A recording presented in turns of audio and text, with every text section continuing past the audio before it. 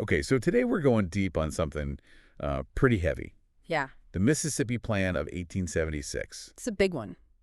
It is, we're talking Reconstruction era and supposed to be, you know, rebuilding the South after the Civil War, Right. integrating Black Americans into society. Mhm. And then this plan comes along to basically dismantle all that progress. Yeah, and I think that's what makes it so important to look at. Yeah, It's not just like dates and names and places. It's right, how this strategy in one state right. had these huge ripple effects across the country. Yeah, for generations. Mm-hmm.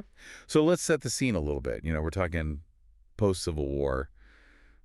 Reconstruction is in full swing. Right. And, for a time, it seemed like things were moving in the right direction. Yeah. There's this brief window Yeah. where it seems like there's real hope for, Yeah. multiracial democracy in the South. Yeah, Black Americans are voting. They're holding office, building communities. Yeah. But underneath all that, simmering resentment, Oh, absolutely. waiting to boil over. Yeah. And it explodes in this Mississippi Plan, Yeah, which is this multi-pronged attack, right? right. Violence, intimidation, just blatant suppression, Mm-hmm. all designed to take power away from Black communities. Yeah, I was reading about Yeah. those paramilitary groups, Yeah, okay, like the Red Shirts and the White Leagues. Mm-hmm. And it's like, you think about violence and intimidation, you think, oh, it's just random acts. But Mm-hmm. this was organized. Highly organized. Yeah, they were disrupting Republican rallies, Mm-hmm. intimidating voters, Yeah. straight up assassinating Black leaders. It's targeted, and it's terrifying how systematic they were about it. It is. And it's like, that's scary because it's not just brute force. It's like Right. they were manipulating the system, too. Right. Oh, absolutely. Like where they put polling places Mm-hmm. was targeted to make it harder. Yes, strategically placed Yeah. in areas where, these hostile groups were dominant. Right. So just showing up to vote could put your life at risk. Exactly. That's insane.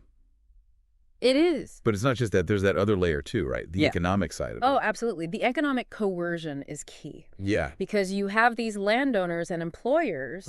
They hold all the economic power. Right. And they basically threaten Black workers. Right. Like, if you vote Republican, if you engage in politics at all, Yeah. you're going to lose your job. You're going to be evicted. It's like, how do you even fight back against that? Right. It's survival. Yeah. And that's what makes the long-term consequences so profound. Mm-hmm. Because, when you think about sharecropping, Right. that emerges directly out of these tactics. Right. They set up this whole system where Black people have no power. Exactly. And they're completely... Economically vulnerable. Yeah. Yeah, it's just awful. And then you have the 1876 election. Oh, yeah. That's a turning point. That really kind of seals the deal, right? Mm-hmm. For the Mississippi Plan? Yeah, because the impact of the voter suppression is so clear, Yeah. and it leads to this disputed outcome. Right. And then the compromise that essentially ends Reconstruction. Right. And federal protection for Black rights just gone. Gone.